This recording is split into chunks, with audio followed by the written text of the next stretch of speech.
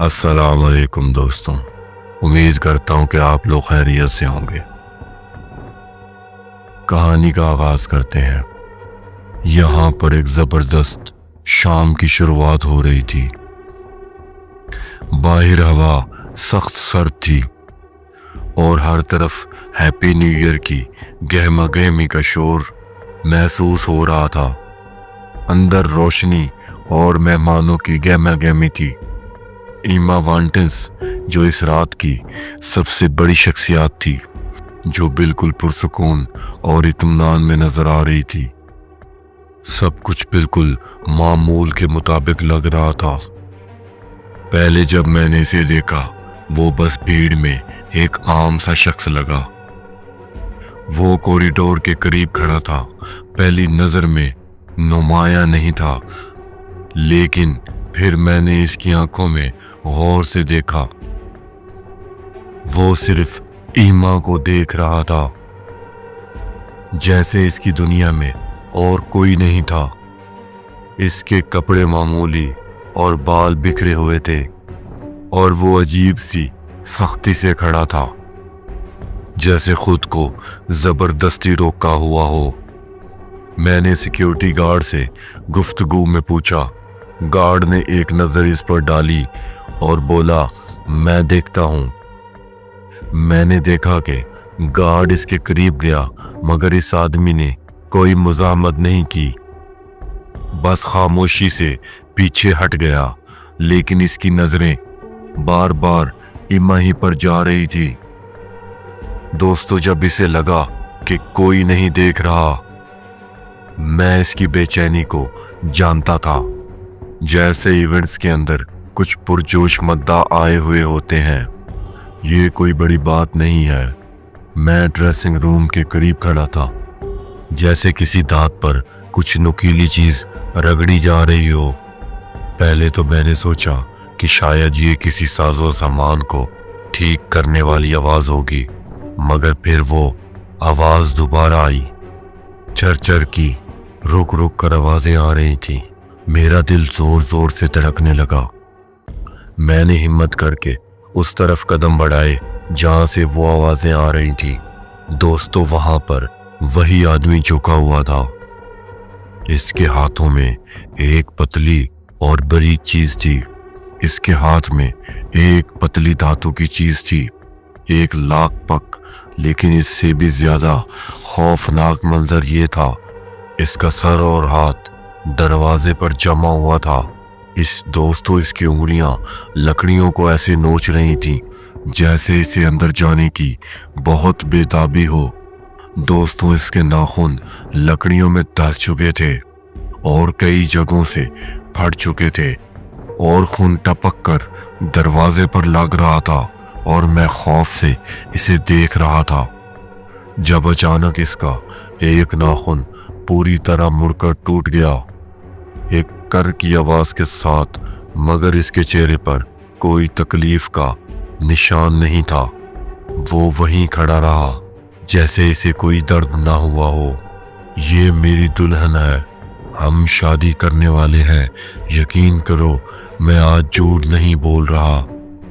वो सरगोशियां कर रहे थे, मगर इस लम्हे में अजीब सा जुनून था। ओए, तुम क्या कर रहे हो? मैंने चीख कर कहा। इसने फौरन अपना सर दरवाजे से हटाया। इसकी आंखें फटी हुई थीं, जंगली सी चमक के साथ। एक लम्हे के लिए वो बस मुझे घूर रहा था। फिर वो आहिस्ता आहिस्ता मुझे देखकर मुस्कुराया, लेकिन वो आम मुस्कुराहट नहीं थी।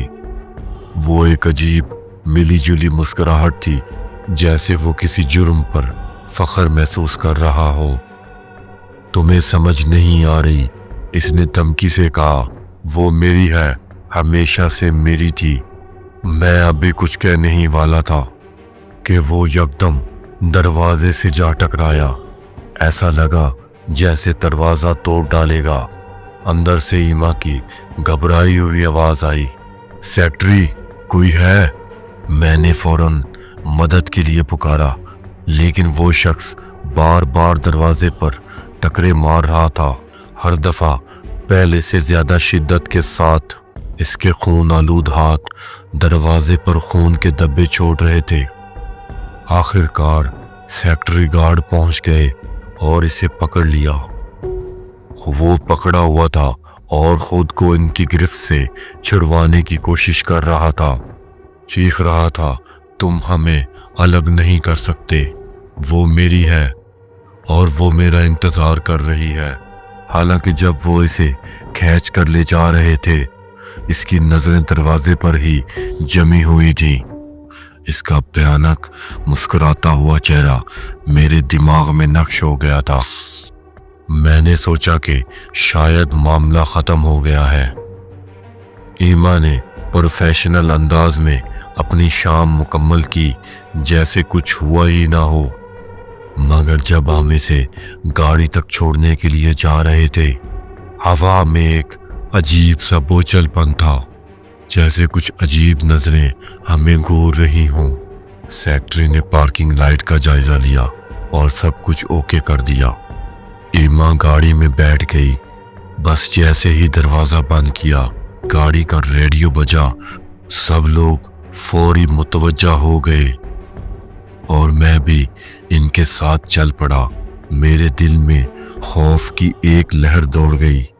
پارکنگ لائٹ کے پیچھے والے حصے میں وہی دروازہ ہے جسے وہ شخص پہلے نوچ رہا تھا، اب تازہ خون سے لت پت تھا۔ اس پر ناخنوں کی لمبی لمبی خراشیں پڑ چکی تھیں۔ دروازے کے پاس ایک سٹیکر لگا ہوا تھا، وہاں پر ایما کی پرانی تصویر تھی جو کئی جگہوں سے پھٹی ہوئی تھی، کچھ عجیب طریقے سے پرنٹ کی گئی تھی۔ ان سب پر اور اس تصویر پر بھی خون کے دھبے تھے اور ان کے پیچھے نازیبا اور بیمار ذہنوں کی تحریریں بھی لکھی ہوئی تھیں، اور ان سب کے اوپر ایک نوٹ تھا جو شاید اسی شخص کے خون سے لکھا گیا تھا، لیکن کوئی بھی یقین دہانی ان بھیانک لمحوں کو میرے ذہن سے نہیں نکال سکی۔ میں آج بھی خوابوں میں اس انسان کا چہرہ دیکھتا ہوں، اس کی مسک شدہ مسکراہٹ اور اس کے ناخنوں سے بہتا ہوا خون، اور وہ الفاظ جو میرے کانوں میں مسلسل گونجتے ہیں، ایسے لوگ کبھی بھی رہنے والے نہیں ہوتے، وہ سایوں میں چھپ کر موقع کی تلاش میں رہتے ہیں، اور چاہے انہیں ہٹا بھی دیا جائے، یہ لوگ کبھی بھی آپ کا پیچھا نہیں چھوڑتے۔ یہ ایک خوفناک اور دل دہلا دینے والا واقعہ تھا۔ دوستو، اگر آپ کو سٹوری پسند آئی ہو تو چینل کو لائک اور سبسکرائب کریں۔